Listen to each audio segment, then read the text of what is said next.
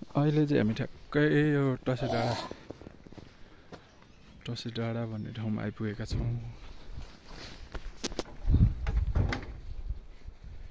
यस्तो यस्तो परेको ठाउँ छ।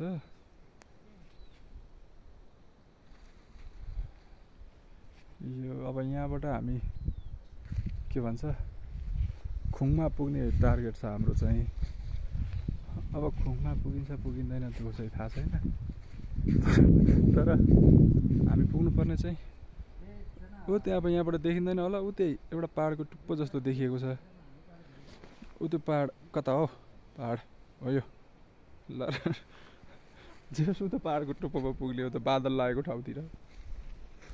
अहिले हामी बस्ने ठाउँ हो यो चाहिँ। अनि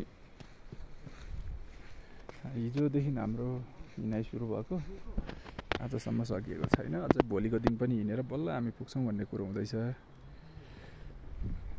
रमाइलो छ, ठिक छ। अब खाना खान लाग्यौँ यहाँ हामी टसे डाँडा भन्ने ठाउँमा। 1 घन्टा जति भयो अहिले यहाँनिर बसेको। हस्।